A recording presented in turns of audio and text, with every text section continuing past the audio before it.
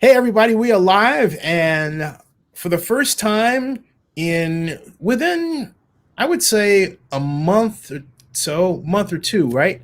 Uh, Mhm. he's back. How's it going? Executive representing Wyndham Hotels Group in Las Vegas, and friend of mine, Bryan Cauwels. Bryan, how you doing? And you got to explain that. Oh, the hat. Yeah, that's so Oh, the hat. Yes. so today I'm wearing my Fresno Tacos hat, and the Fresno Tacos hat is it's the it's the Fresno Grizzlies, but they're the Fresno Tacos for some days during the year. They have a large taco festival every year at the stadium where they bring in around 45 taco food trucks that come in and park around the stadium, and then you go around and you eat tacos all baseball game, and they give you a slip and you vote for the best taco, and then they award the best taco, and they give a trophy, and they have a mascot, and his name is Cilantro Gomez. And Cilantro Gomez. Cilantro Gomez comes out in his taco suit, and Cilantro Gomez. Cilantro Gomez, yeah, um, and they uh, they are the AAA affiliate of the Washington Nationals. So they have a downtown baseball stadium here in Fresno, and I go to a lot of their games. Cilantro. I mean, I just stuck on that. Yeah, Cilantro Gomez. Cilantro Gomez. Yeah, he's a living, breathing taco. And you know what? I think, folks, look at this. He's not kidding. I just for grins. Okay, I happen to just be the magic of Streamyard allows this sort of thing. Uh, Mm. I found, believe it or not, da, da, da, da, Cilantro Gomez. There he is. I just had to do it. I just had to do it. Yeah. And then Baseball Digest, believe it or not, has this Fresno tacos, Cilantro Gomez, and a Sea of Tacos truck. Okay, but we're okay. Well, that's fun and games because we're actually here to talk about Las Las Vegas. Vegas. Woo! All right, my friend, what's the latest? How are things going? And I gave you a hint as to what everybody's talking about. Yeah. And maybe I should So bring it. yeah, Woo! the Circa Resort and Casino. It's the newest the newest shiny thing in Las Vegas. So they opened 2 weeks ago. I think they opened 2 weeks ago. It might have been three. It was either 2 or 3 weeks ago. To great fanfare, the owner of the hotel, a gentleman named Derek Stevens, he also owns the D Hotel in on Fremont Street. So he's a big Fremont Street advocate, and he built a brand new property. It's the first brand new property in downtown Las Vegas in years. I mean, he rebranded the D. The D, just a little bit of history about the D. So the D, prior to it being the D, it used to be Fitzgerald's Casino, and it was actually the hotel portion of the Fitzgerald's Casino was managed by Holiday Inn. And so it used to be like the world's tallest Holiday Inn hotel and he rebranded it as the D, took over, got rid of the Fitzgerald's logoing and turned it into the D, and now he's built this new Circa resort. Um, from all accounts, I haven't personally been inside. I have been to Circa, but I have not been inside because I was there about a week before they actually opened. I'm actually going to go in about a little over a week. I'm going to go right after Thanksgiving. I'm going to go check it out. But when I stayed at a hotel that's next to the Circa, which is called the Downtown Grand, and that hotel, my room actually overlooked the Circa, and it overlooked like the pool area, and their pool area is quite something. It's got these gigantic um, uh, screens, and it's basically set up for watching sporting events. So Circa is it's going to be it's geared a lot towards sports betting. They have indoors. They've got a huge sports book with like tables and booths and giant screens. It's a great place to watch the game from what I've seen. But outside of the pool, that I believe the pool area, if I'm remembering, I'm doing this off the top of my head. If I'm remembering correctly, the pool area can accommodate 4,000 people. Wow. So I don't know if that's during the pandemic or if that's outside of the pandemic having 4,000 people there. But it's a heated pool. It's open year round, and it's open 24 hours. Wow. And so they show the games, they show everything on the screen there. You can reserve. You don't have to be a guest to go to the pool. It's an unusual situation in Vegas. Most of the time, in Vegas, you have to be a hotel guest in order to use the pool area. So at Circa, you don't have to be a hotel guest. But if you're not a hotel guest, there is a fee to get in. And I believe that like to rent like a lounge chair, it's somewhere in the neighborhood of like $40. And they also have they also have day beds and the cabanas and all higher end stuff. I think that's the cheapest way to get in is with a lounge chair, like $40. Wow. Will this turn around Vegas? Downtown. So it's funny. Like things in Vegas have begun kind of shifting towards the downtown, away from the Strip. And when I was there, the thing that I thought that was interesting was that the Strip was not very crowded at all. But I went downtown to the Fremont Street area, and it was night and day on the Strip. That was where the party was. They had the live entertainment. There was people everywhere, just out and about, in and out. The one thing that I noticed is that, like, as far as like gambling goes, is that you used to be able to go downtown on the Fremont. When I say downtown, I'm talking about Fremont Street, so that you're clear. Right. So when I'm saying downtown in Fremont Street, is that you used to be able to go over there, and it was like the table limits were a little cheaper, and it was a little seedier, than the Strip. And I had a bad experience down there. I'll tell you in a second. Keep going. Yeah. It's still a little seedy down there, but I think that Circa is going to change that a lot. One thing that I did notice is that like the table limits and stuff, you used to be able to find like $5 games in downtown. That is a thing of the past. I didn't find a table that was less than $10, and that used to be reserved for the Strip. Now the interesting thing about this is that I think part of it is because of the pandemic. That the table limits are higher because they can only accommodate 3 people. Like at a blackjack table, the state regulations only allow them to have 3 people at a table. So I think they have a higher table limit in order to get the right return on what they need. What I did notice is that the Strip, which used to be, you could find $10 tables on the Strip. Like you could find them at the Link. Sometimes you can find them at Harrah's. I didn't see a table game on the Strip when I was there. This was like 4 or 5 weeks ago. I didn't see a table game on the Strip that had less than a $25 minimum. And if you're playing a game that requires multiple bets, such as craps or roulette, a $25 minimum, that adds up real quick. You go broke real quick if you don't win. Oh yeah. I've only seen that happen. It hasn't happened to me. Yeah. So I think that they are.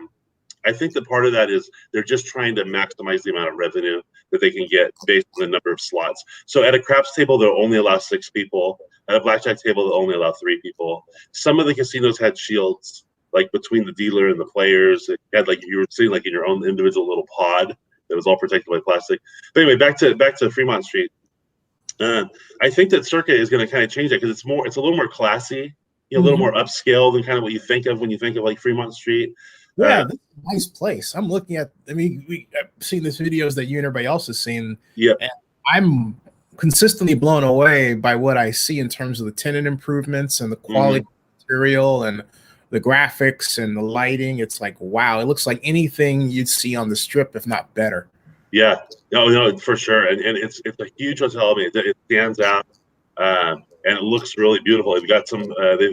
one of the things that I was going to say, it relates to the deal a little bit, but also just kind of in general as far as Fremont goes, is that one of the differences between Fremont Street and the Strip is, aside from a little bit lower like table limits and gaming, but when you talk about the options for food, the Mhm. restaurants and the options for food, it's a little more old Vegas. And what I mean by that down on Fremont Street is that, old Vegas was, you could go to the Frontier or the Riviera or these old hotels that don't even exist anymore. The Stardust. You could get $5.99 steak and lobster. You get 99 cent, ham and eggs with a ham as big as the plate. Yeah, The old specials that are long gone from the Strip. Right? Like yeah. that is way long in the past. Downtown still kind of has that. They have a little bit of that. At the El Cortez, It's like for everybody. it's like for everybody. Yeah, it's like for everybody. Like at the El Cortez Hotel, which is downtown on Fremont Street. It's near the D. They have like a higher end, like kind of like steakhouse place that has like an $11 16-ounce prime rib special every day. You get What? $11 and 16-ounce prime rib with potatoes. So I mean, there's some great deals to be had downtown as far as food goes. And kind of circling back to Circa, see what I did there? Uh, Funny. I like that. I like that. yeah, circling back to Circa, Yeah. they announced that in their, like, I guess it's like a deli. Like I said, I haven't been there, but they have some sort of like a deli inside. They're bringing back, and really people who are familiar with old Vegas from a long time ago are gonna be familiar with this. But they brought back the 99-cent shrimp cocktail. So this is an old Vegas thing. Everywhere you used to go in Vegas, you used to be able to get 99-cent shrimp cocktails. I remember when I was a teenager and I would go to Vegas with my dad. I mean, like, I would eat those 99-cent shrimp cocktails. Everywhere we went, I'd get one of those 99-cent shrimp cocktails. And so they brought that back at Circa. You know what? I haven't had those in so long. I forgot they existed. Yeah. I used Yeah. to love those. Yeah, you're absolutely right, man. Yeah, Jeez. they're way a thing of the past, but they've brought it back to Circa, the 99-cent shrimp cocktail. Oh my God. It's just like in Circa. So Circa, it really looks like, I mean, how do you think how has it already changed how other hoteliers are planning for as they deal with the pandemic, or has it at all? Has it even turned around and said, hey, maybe we can copy this or that from them, or is it too early to tell? It's probably too early to tell because they've only been open for a couple of weeks, but it's gonna, as far as downtown, it's gonna bring more people because it's a lot more hotel rooms. I don't know the exact room count there, but it's a huge hotel, so it's gonna bring a lot more people to downtown. Over 3,000. Over 3,000. Yeah, So, something like that. I'll tell you what's probably gonna happen because there's so much buzz about Circa, and I mean you can see in these videos. I mean, it's beautiful, right? Yeah. I mean, it's really a nice place. They're going to try to steal the sports. Correct. 512 hotel rooms. 512. Okay, 512. So they're going to try to steal the sports better. That's the market they're going after right now. Right now, there's a couple of hotels in Vegas that have that market kind of cornered. The Westgate, which is formerly the Hilton, which is attached to the convention center. Hey, Mark Davis used to live there, right? Yeah, they have. Yeah, exactly. Yeah, Raiders owner. Yeah, yeah, Raiders owner Mark Davis. They have they're kind of the leader in the sports betting market, but I think Circa is trying to steal that. Is trying to steal that from them. The other thing is that they're probably going to steal some share from the Strip because right now there's not a hotel probably in downtown on Fremont Street there's definitely not as nice as Circa. So they're going to be able to steal a customer who might be considering staying on the Strip to come stay in downtown. So the one thing that might happen is I don't know that it's going to attract new people. Like, I don't know that this is going to bring new visitors. It's just going to shift where people are. the behavior of current customers. I think that are, at least for now, until we get out of the pandemic and the situation that we're in, I don't think it's going to change much as far as attracting new people. It will someday. Hey, it occurred to me, I haven't heard about a fight there or any bad breakout. Why is that? I think that I think it's just a matter of security, and Derek Stevens just has a reputation for being, a good person who takes care of stuff and takes care of people. And I haven't heard of anything. I mean, it's interesting because when I think last time we talked a little bit about the fighting on the Strip and some of the stuff that happened at the Wynn, and it forced the Wynn to actually raise their prices, and they actually shut down the Encore Hotel on the weekdays. A lot of that was because of that, because they control people.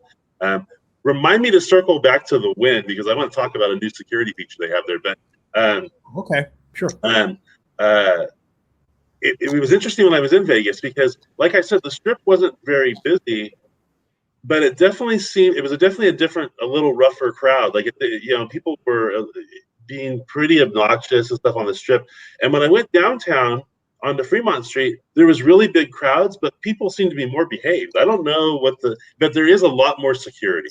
So on Fremont Street, they have like private security that's along Fremont Street. They also have the Metro Police are out there on their bicycles, and you see that a little bit on the Strip, but you really see it on Fremont Street. And I think because Fremont Street in the past has a reputation of, there's a lot of homeless people, there's a lot of people begging for money, things like that in that area.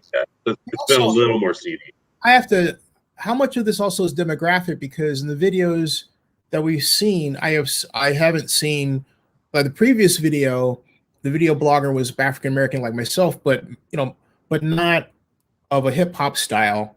And I haven't seen a crowd that represents a hip hop style here. Like, for example, we just passed a middle-aged group of people like myself who, could be easily myself and my mom, right? Yeah. But I haven't seen the kind of audience that was the focus of the Wynn brawl, of the brawl at the Wynn. Yeah, right, yeah. right. Yeah, right. yeah. I didn't notice that down there either. I noticed that more like on the Strip, and I think part of that goes back to pricing. I think so. The Strip made their rates so incredibly cheap that you get people who maybe normally wouldn't stay at the Wynn are booking the Wynn because they've changed that. But downtown, it's also not, it's not as hip. Right, like the Strip is like, oh, that's the cool place to be. Caesar's Palace. Downtown hasn't really had that reputation. I think it's going to change though, just because of Circa. I definitely was feeling that vibe already, even though Circa wasn't open. Yeah, I'm wondering, do I have to be in my near birth? I can be in clothes. Okay, I didn't know if I had to be in something like near birthday clothes to go out there or something like that. No. So I can't wait to see how this heats up. During the summer. Hey, so we talked a lot about Circa, and Corey Brown. Hey, Corey says, I usually go solo to Vegas, but the first time I took my wife and kids, we wound up a Fremont Street experience, super raunchy at night. And that brings me to something that happened that that I have to get over myself. And it happened at, what was it, the Golden Nugget, I believe it was. Yep, that's right on Fremont Street. Yeah. Yeah, and what happened was, for those of you who don't know, what the Golden Nugget looks like, folks, I'll take you there right now. I think I might have it on my on Zenny 62 as well, but and if I don't, I don't. But But what happened was that I had got a room there for CES that was really nice and cheap, and I can't seem to find it here, but let me try this. But what happened was, on the way out, as I was leaving, I was putting my bags in a cab headed to the airport, and this dude walked by and grabbed, I'm on the phone, grabbed my cell phone, or tried to, out of my hand. And so it led me to make this vlog about my experience right here. This was 2011. Things have changed. It has changed a lot. Yeah. In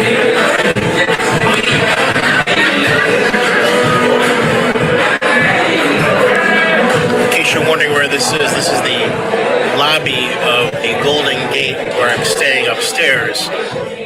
I feel like I stepped into a real live set that would be in the movie Blue Velvet. It is a cut rate hotel, as I've noted in a video before. And it's one of those places you stay in. First of all, it's the oldest hotel in Vegas. It goes all the way back to 1906. Way off the strip, it's downtown. It has a certain character to it, if you will, you know. Like I said, if you've never seen Blue Velvet, see Blue Velvet, and then you'll get it.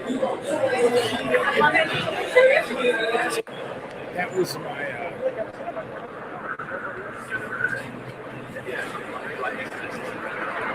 That was my second. I'm on. That building in the distance, the blue one, is called the Fontainebleau. And it looks like it's under construction, but actually they stopped building it 2 years ago because they ran out of money.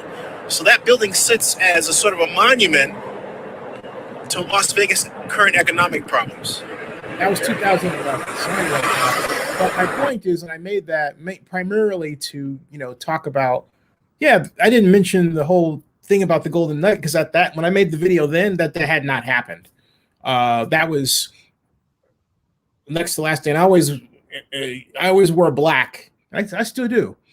No, I still do. I'm wearing black now. How about that? Anyway, yeah, that's that whole thing. The room was, I said cut rate. I should have made a video about the room. It wasn't bad.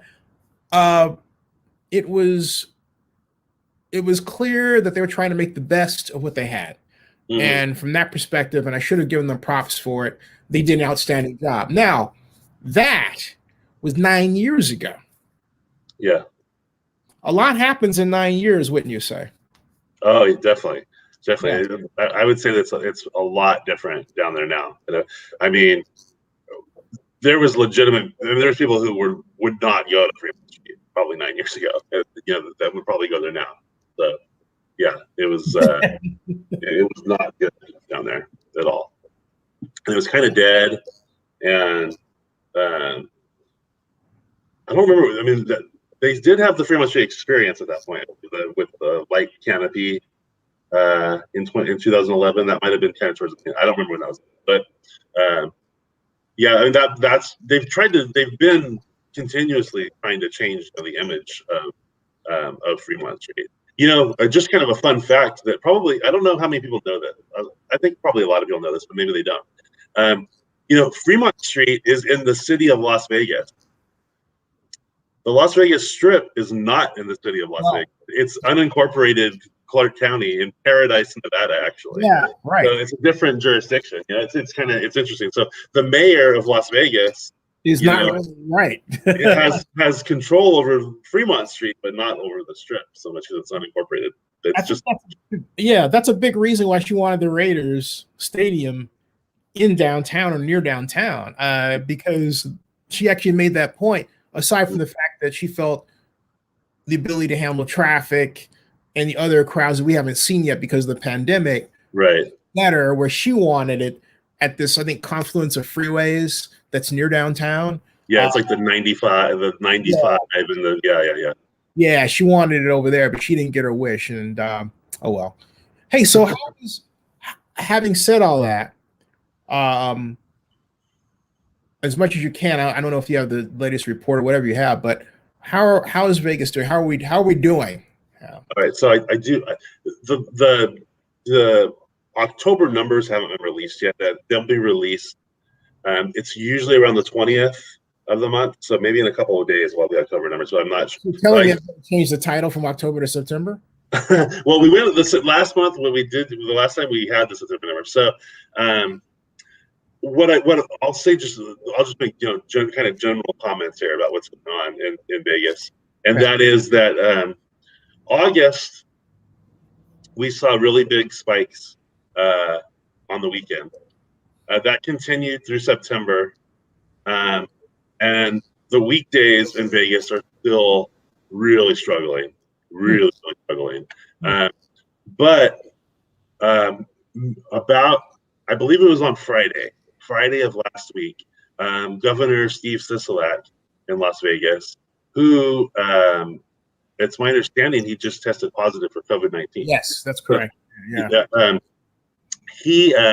He made an announcement. I believe it was on Friday. It was either Thursday or Friday of last week that the numbers were kind of getting a little out of control in Las Vegas, and he basically was talking about new shutdowns for Nevada. He's the governor of Nevada. One thing that angered some people was that it was all geared towards local. And he said, come visit our casinos, still come hang out, be a tourist, do all you want. But we're going to close the local stuff down because that's where we're seeing the problems with gatherings of people. At least that's my understanding of it. Well, that's kind of filtered out. And I'm a member of a couple of groups on Facebook that are Las Vegas geared. And I think it really scared people who have reservations for Vegas. They've become a little more timid and thinking, well, shoot, I maybe should cancel my reservation because they're going to start shutting stuff down again. He gave it 14 days, so I think it was to decide what they're going to start doing. I imagine though they're not going to shut everything down like they did before. I'm imagining that they might go back to the bar, shut down the bars. But I don't think they're going to shut down the strip. It seems like things are running fairly efficiently. I actually found his speech. You want to check it out real quick? So, yeah. Here's Nevada Governor Steve Sisolak from 6 days ago, folks. See what we can hear. 14-day positivity rate is an astounding 13.7%. It's continuing to climb. Wow. For the most recent 7-day period, cases are growing at a rate of 1.2%, or 1,326 new cases per day. Wow. That's incredible. It's 1,326 new cases per day. The Nevada Hospital Association reports that Nevada continues the upward trajectory of COVID-19 cases as the population appears to have disengaged from mitigation steps such as social distancing and remote working. That's another way of saying you're not wearing your mask, folks. Yeah. Monday marked the highest recorded number of hospitalizations since mid-August, effectively erasing the progress made over the past 3 months. Wow. To preserve our state's economy, we must refocus on preventing the spread of COVID-19. We have to go back to the basics, which by now are pretty common knowledge. Wearing masks, maintaining social distancing of at least 6 feet, and limiting the risk of exposure, and washing your hands are the only ways we can keep going in the right direction. The only proven way to control the current widespread transmission of COVID is to decrease mobility. That means staying home as much as we possibly can. Thus, we have Stay at Home 2.0. As a result, for the next 2 weeks, Nevadans need to operate in a stay-at-home 2.0 mentality to get things under control so our public health response infrastructure can catch up. We need that time to bring testing timelines down, catch up on contact tracing, and relieve our healthcare infrastructure system. We need swift action to change our behaviors so we can see a downward trajectory at the end of this 14-day period. If you don't have to go out, don't go out. Reduce your time in public to what is necessary and limit any and all exposures to those outside of your household. Think about changes like ordering groceries for delivery instead of going into the store, or picking up dinner outside, curbside from your favorite restaurant instead of sitting indoors with others who are not members of your family. Avoid gatherings, large and small. Our businesses are doing what they can to keep employees and customers safe. But we need those employees to practice all public health measures at home and as well as in the restaurants and businesses. So there you go. You got a taste of it, folks. And that's what it's just 36 minutes long, and I don't want to. Yeah. But there you are.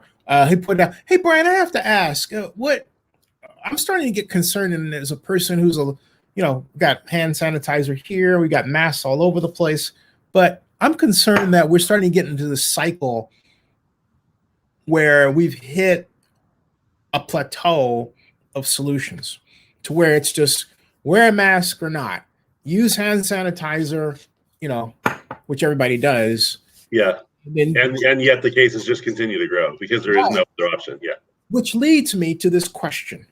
Why not a policy, a program where governments actually spend to have installed in facilities like hotels UV air cleaners and calculated at 1 unit per so many,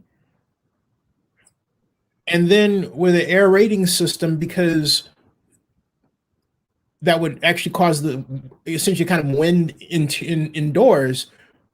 If it is the case that the reason why you have outdoor dining is because you have the wind that blows the air around, it doesn't settle or travel. Right. Why not that kind of program, at least to give bricks and mortar business a fighting chance, and then at the same time say to the governments, hey, you know what? We need help paying for maintenance costs. I know a number of restaurants in Oakland. I'm not going to give away the name of one, but because my friend was not at her bar and restaurant, they had a pipe burst that went unknown and caused a $10,000 water bill. Yeah. Right?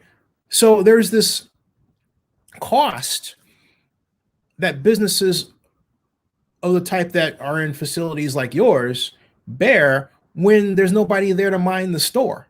Mm-hmm. And then, of course, there's these problems with looting. But why not, what would you call it? Response 2.0. Response 2.0 is, what are your thoughts, Well, I think that first off, I think it's going to have to come from the local level. And the problem is the local level doesn't have funding. So the response needs to come from the national level.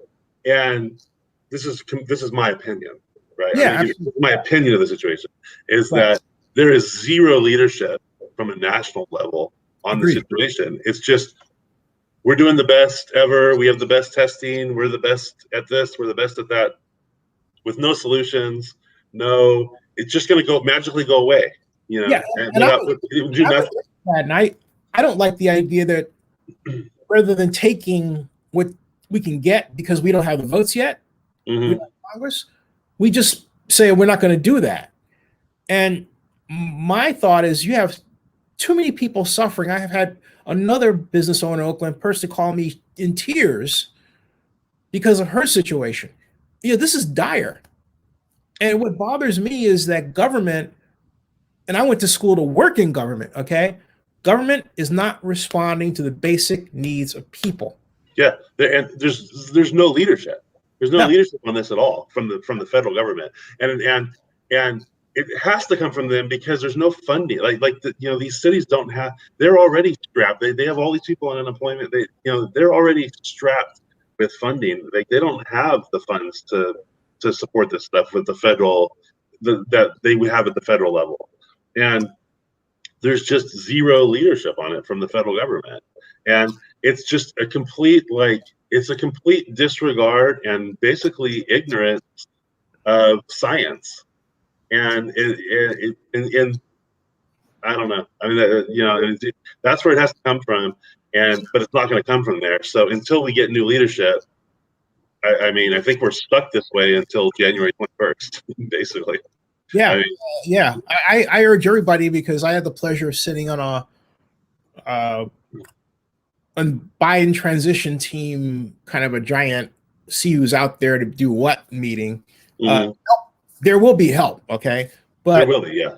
I do encourage you in the interim to call your congressperson and let them know. Just squeaky wheel gets the grease, you know, because absent that, if people don't hear from you, they're not going to know.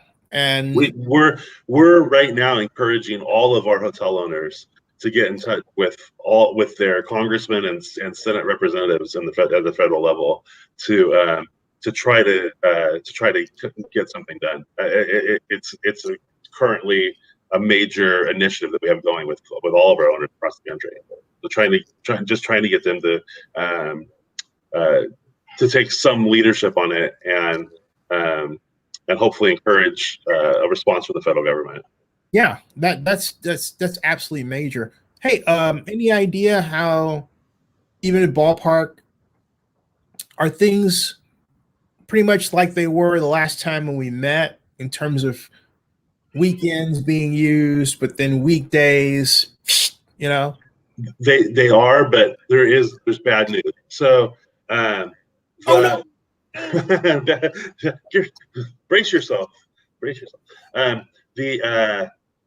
It's the same patterns that we were seeing before, where the weekends are definitely stronger than the weekdays. The weekdays are still pretty dead, but we're seeing the numbers go down. So the numbers are heading in the wrong direction. So while before our weekends we were getting to 70, 80% for the market. Over the last couple of weeks, I'm starting, and the weekdays we were like in the 35% range, which, by the way, is awful. I mean, that's terrible. It would normally be like weekdays we'd be in the 70% range, and weekends we'd be in the 95% range, and we were weekdays in the 35, 40% range, weekends in the 75 to 80% range. Well, I'll tell you that the trend is bad. The trend over the last couple of weeks is bad, and I'm seeing now where occupancies, like on days, we're starting to get into like the low 20s again, like kind of back where we were. Yeah, 25%, 22% occupancy, and the weekends, we're lucky on the weekend if we get to 60, and we were at 75, 70, 75. Like just like an average over the last couple of weeks, the average on the weekend occupancy averages for Friday nights is about 47%, and Saturdays is about 52%. So we're about 25% worse than we were the last time we looked at this. And weekdays over the last 4 weeks, we're at about 30%, where previously we were at about 35. So it's now part of this is these are trends that we expect, because as we get closer to the holidays, it does slow down in Las Vegas a little bit. Oh, FYI, this is actually a live stream right now, by the way. Live on yeah. I mean, look at it. I mean, wow. there's nobody walking on that sidewalk, and the traffic is very light. And yeah, I mean, that's right in front of the M&M. That's in front of like the M&M store, and there's a few people out and about, but I mean, it's, Yeah, but it's obvious. Like, I've never seen the Strip with that few people. Not at 3 o'clock in the afternoon, No. Yeah. I mean, it's downright wild. And in case you're wondering, folks, where I'm getting this from, it's called AE signage. And by the way, Senator Chuck Grassley just tested positive for the coronavirus. But at any rate, this is AE signage, and you can see it's a camera that I just happened to find, and it operates continuously. You can see the total lack of activity, and this is the norm. I mean, look at that. Yeah. And I don't know the fascination you have with a family, but whatever. I'm not controlling the camera, folks. Don't get after me. But look at the vast amount of concrete unoccupied by pedestrians. And now there's no pedestrians. Now there's nobody. Now that the family is gone, there's nobody. This is 3:08 in the afternoon. Yeah. On the strip. It should be busy, especially right there. I mean, that's right in front of a very busy area. That's what if you're familiar with Vegas, so that's the M&M store and the Coca-Cola world, and yeah, that's across from across from New York, New York. New York. Thank you. Yeah, right next to the MGM Grand. So they're panning right now towards the MGM Grand. Mm-hmm. Look at it. Look at how empty that sidewalk is. Yeah, that's the entrance to the MGM. Wow, the entrance. Yeah. Headed down toward that's Excalibur in the distance over there with the spires. Mm-hmm. And way off in the background, you can see Mandalay Bay. Mandalay Bay back there, across from the Raiders Stadium. Yeah. Yeah. Right on cue, they zoom in. Hey, zoom in. They heard you. Maybe they're listening. Hey, you got a pipeline to them, man. They heard you talking. My God. Luxor. Look at that. That's that little. By the way, not to plug anything here, but he just zoomed into the Luxor. He zoomed in on the sign that's Diablo's Cantina. Excellent food in Diablo's Cantina. Diablo's Cantina. Hold on a second. Yeah. Diablo's is called Diablo's. Yeah, Diablo's Cantina. Really good. It's Mexican food. It used to be at the Monte Carlo. Now the Park MGM, and they've moved to the Luxor. It's very, very good. Here it is, folks. There it is. There we go. Yeah, that's it. Good stuff, man. Look at that. Good food. Yeah, let me I don't want to get a copyright claim on the music there. Yeah. Yeah, really good food. So that video right there is from when they were at the Monte Carlo, but they're now the same thing, but they're the Luxor now. Holy cow! What is this, like strip club? No, it's not true. Just a restaurant. And so they've changed it a little bit at nighttime when they were at the Monte Carlo.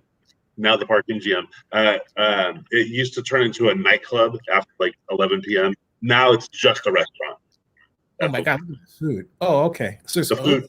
We see. Oh, this is the one that was 9 years ago. Trying to find something else. Oh, here we go. Luxor Vegas, YouTube Vegas, Diablo's Cantina. There you go. That'll show you what it looks like now. Yeah. There we go. Yeah. It's on the middle level of the Luxor. It's really, really good Mexican food. This is October 20th, by the way, folks. This video. This is very recent.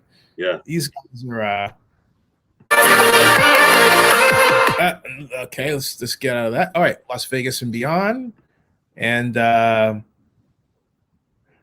like this. I think I'll subscribe to their channel. Who are these guys? Las Vegas and Beyond. Subscribe. So I'll tell you who's a real. Do you want a recommendation on a follow on YouTube? Yes. For Las Vegas. Yeah. His name. I'm sorry. Let me find it real quick. He's a good guy. I like Zinni. He's a good guy like Zinni. Cool. Thank you. That made my day. His name is Bror Frederick. It's B-R-O-R Frederick. F-R-E-D-R-I-K. B-R-O. Oh, I found him right here. Bror Frederick. Yeah. There he is. He does a video almost every day. He's actually live right now on the Las Vegas Strip. He does a video almost every day about Vegas news. Here we go. Live. There he is. Yeah, he's live right now on the shutdowns, closures, and more. Started streaming 11 minutes ago. Wow. Is that the old Top Golf? Is that what that is? Or I think it's the Executive Airport. I'm not sure. Executive Airport. I think. Huh. Just looking at it, that's what I think it is. I'm not 100%. Yeah, gotta have him on the show. Yeah, he walks up and down the strip. Yeah, he's a good guy. He seems like a good guy. He walks up and down the strip. He makes a lot of videos. Yeah, I think that's the Executive Airport. Yeah. Nice. 41 likes, and he just started. It means he's got a fan base, and he's got Only a fraction of the subscribers I do. Ooh, interesting. Interesting. Yeah. So all my people went to the Raiders and they came. Then they come back.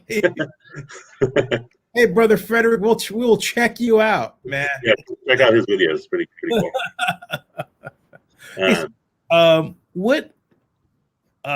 What's going on with your hotel? Talk to about what you guys are doing. Well, we're seeing the same kind of patterns, where the weekdays are pretty slow. We do okay at my hotel, with some of the rooms some of our base kind of business we have, and the weekends are still pick up a lot. It's crazy. Another thing that's really crazy about what's happened recently in Vegas is that the booking window. And what I mean by booking window is the number of days in advance when books a room before they come to the hotel. Mm-hmm. Typically, in Vegas, you're talking 3 to 7 days prior people are booking their room. Right now, that booking window has shrunk to 0. So, wow, what that mean? What that means is that people are showing up with no reservation. They're just walking in the door and saying, "Hey, you have a room available." And so it makes it really difficult for hotel owners and operators to plan things because they don't know how many housekeepers are scheduled tomorrow, because how many people are going to walk in today? It could be 10, it could be 50, so it makes it really difficult for scheduling, planning and budgeting, and it's very, very difficult. Hey, nice rooms, by the way. Yeah, that's is that the Las Vegas Wyndham Grand? Yeah. Yeah, really, really nice. Yeah. Love this. Hey, so getting back to your statistic regarding that problem, is that because it used to be that you had this glut of demand for rooms and you could plan knowing that you had a base level of demand that would fluctuate, but as opposed, it sounds like now there's like the demand has gone down to where it quite literally is a blip. It's because it has to do with corporate travel. So it's two things. It has to do with corporate travel, and it has to do with it's actually 3 things. It's corporate travel, it's international travel. Vegas is a big international travel destination, and it's domestic travel. So when you think of corporate travel, people aren't traveling for corporate business right now. So like people aren't traveling to go to attend meetings. There are no meetings. Right? There's no in-person meetings. So people aren't traveling to go to meetings. People aren't traveling to conventions. There are no conventions. Typically, you would have salespeople. You'd have like companies that needed people to have. Right now, really, the only kinds of like business like that hotels are getting is things like construction crews, maybe road workers, things like this, truck drivers. Big market right now. People are doing essential things, but you don't have Joe from Tim's Plumbing coming to visit his client. It's not happening. Mm-hmm. That segment's gone right now. It'll come back, but it's gone right now.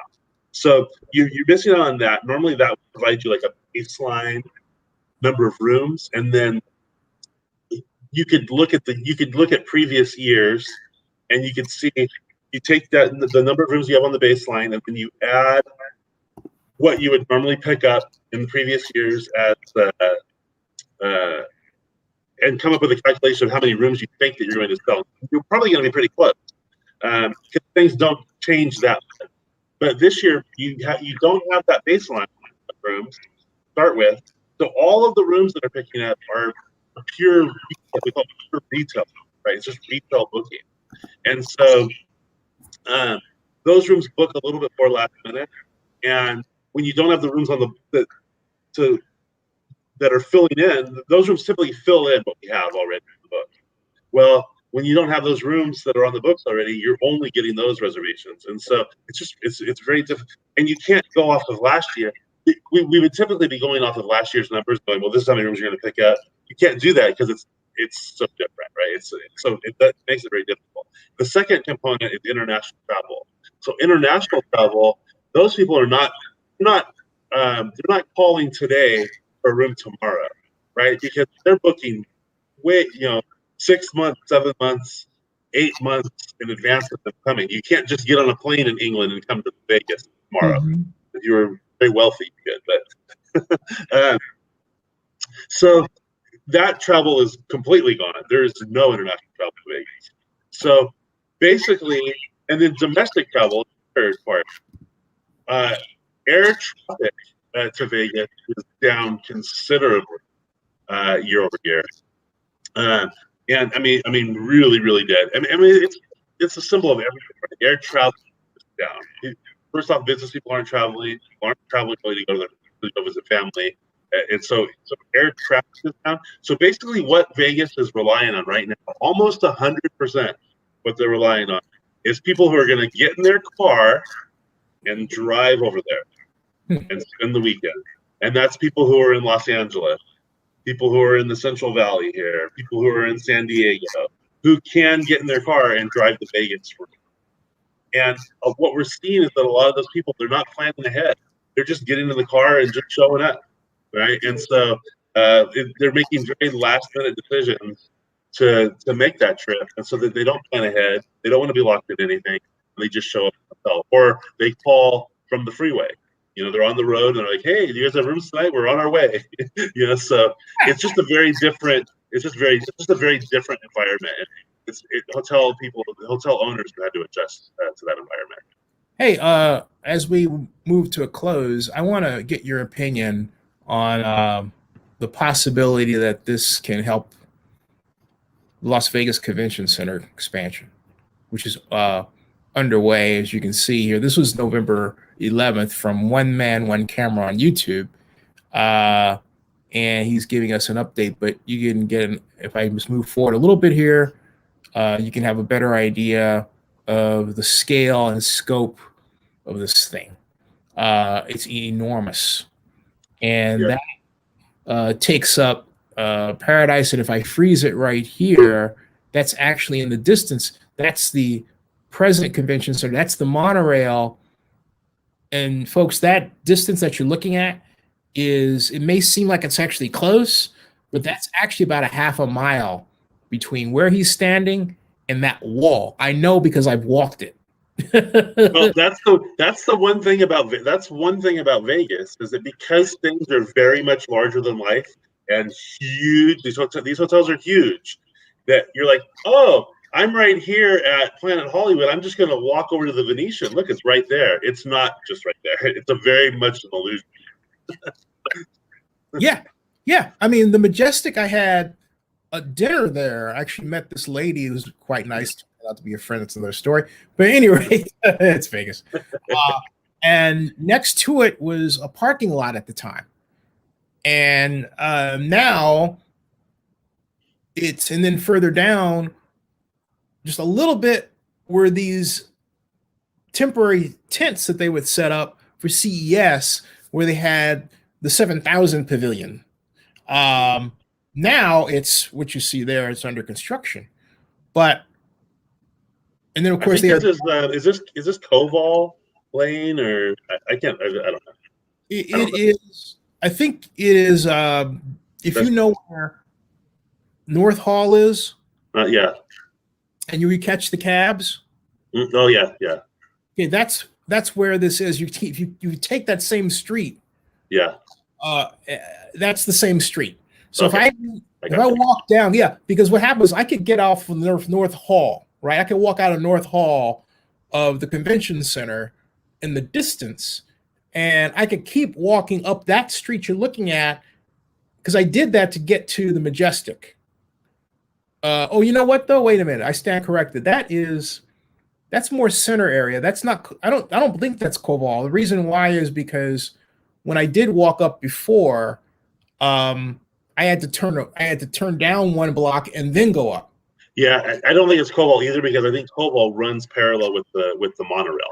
Yeah, and there's one way to find out real quick, since we're talking about it, and I'm on the internet. I can simply type Majestic,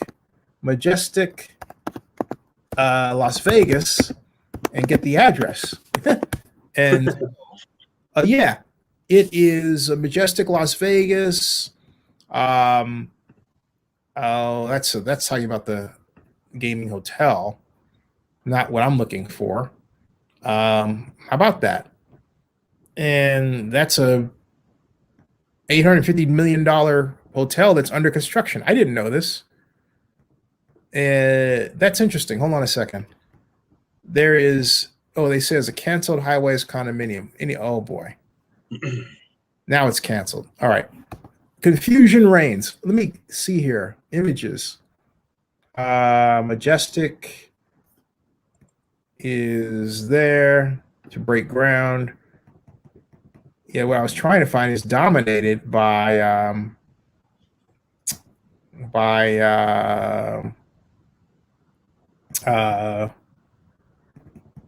the hotel announcement.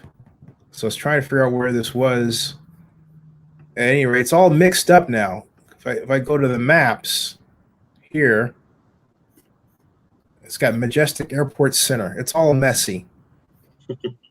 Yeah. So I have another idea. Las Vegas Convention Center there, and then I'll go for the map. Maps. And there's the map. And so if I present the map here, I think we can do it that way. So I will present the map here, get this, and I'll replace that URL with this one, like so. And voila, there's the map. So, yeah. So where we were talking about is, see, I thought it was up here because that's the convention center. But then, I was thinking Paradise Road. We got South Hall. There's the convention center. Stop saying "us." I need to move out here. Let's see here. There we go. I just did it again. All right. There is East Desert Inn Road. East Desert Inn Road. Yeah. But see, here's because East Desert Inn Road, if I do this, right? There's that wall is actually here. Oh, here we go. That's what I'm looking for. All right. It's Convention Center Drive, I believe, because there's Las Vegas Marriott. Yeah, it's the Convention Center Drive because that's here. What they're building is up here where it says Gold Lot. Right. Over there. And then the Vegas Marriott behind it. Yeah, so it's Convention Center Drive is what that was. Yeah, that's convention. It says Convention Center. You see can you see that? Yeah. Right? Okay. Convention Center there. It says temporarily closed. So that picture is wrong because it actually applies to what's going on over here in this where the gold lot is marked. If you can see that. Mm-hmm. Yeah. All right. That's here. I'm trying to mark the gold lot there. Yeah. See that gold lot? That's where, so it's actually Convention Center Drive. That's what that was. Yeah. Convention Center Drive, yeah. Yeah. So, but the whole point is, even then, if we go back to our map for a second, you get an idea of the scale. I mean, like we were talking about, right? If I'm looking for, if I zoom out here, unfortunately, there is 500 feet down here is about, you can't see it on the lower end, but I will draw out what 500 feet is.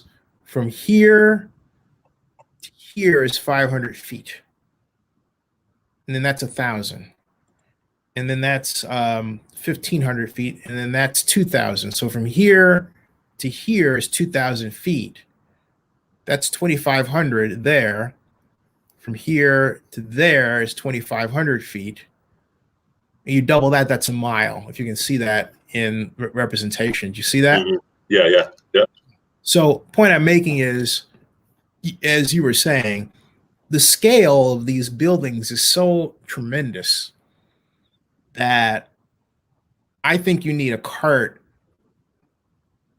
If you're not one who likes walking long distances or you're in a hurry, my recommendation is you get a cart. Yeah.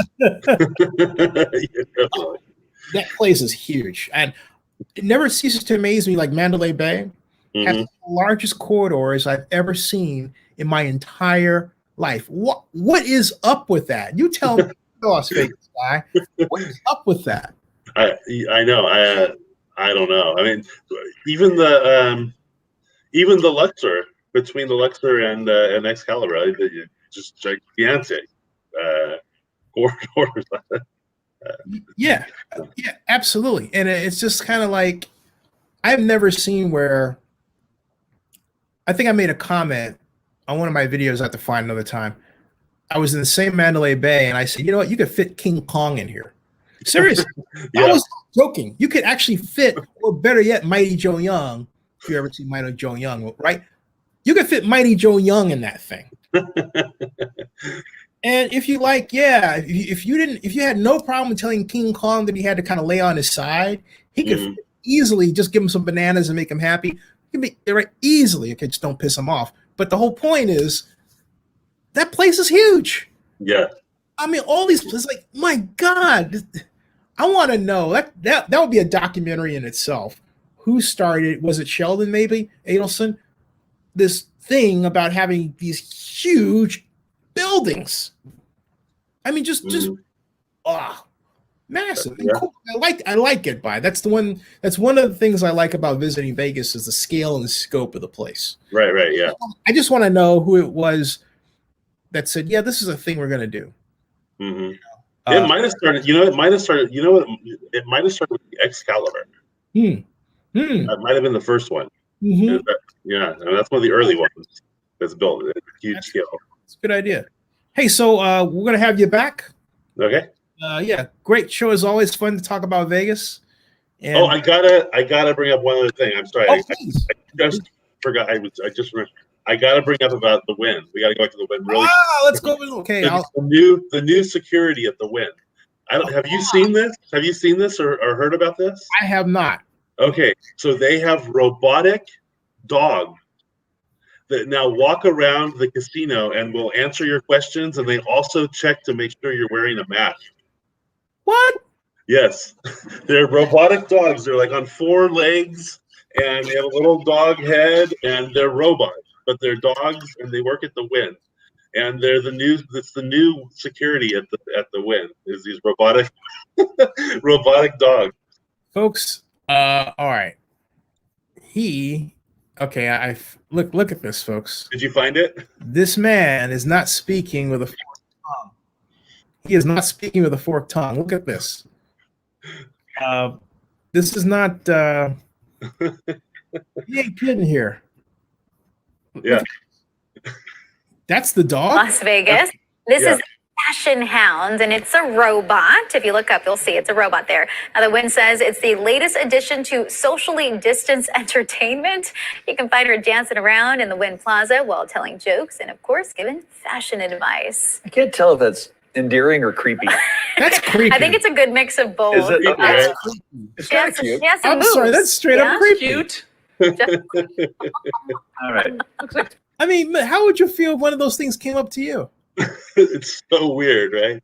Yeah, so they're like, they do entertainment and stuff, but they also check to make sure that you're wearing a mask, and they'll tell you to put your mask on if you don't have it on, and things like this. Bark out the command. Here, look at this. There it is, folks. It's like it's gonna hop at you or something. I'm sorry, you're gonna tell me that's not freaking people out? Okay, the only 2 YouTube videos, which means, hey folks, Bryan, if you go back there, please get me a. Yeah, I'm gonna check it out in a week and a half when I'm there. I'm gonna go over there and see if I can find the dog. That is nuts. Let me see. There's got to be, perhaps be on YouTube.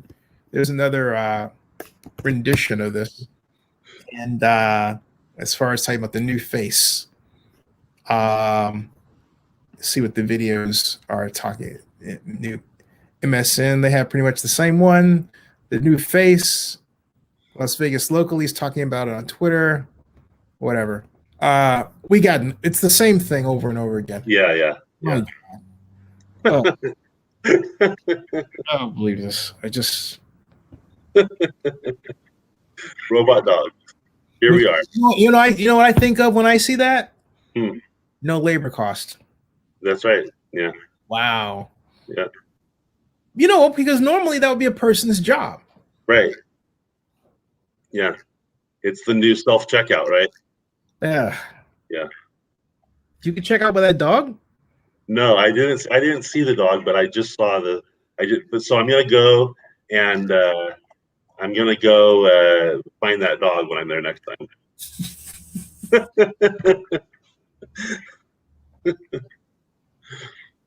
You know, we're definitely going to the dogs, the robotic dogs. Yeah, the robotic dogs. All right. Hey, we'll see you next time. Stick around in the backstage. Hey, All right. thank you for sticking around, and subscribe to Zenny62 and bookmark oaklandnewsnow.com.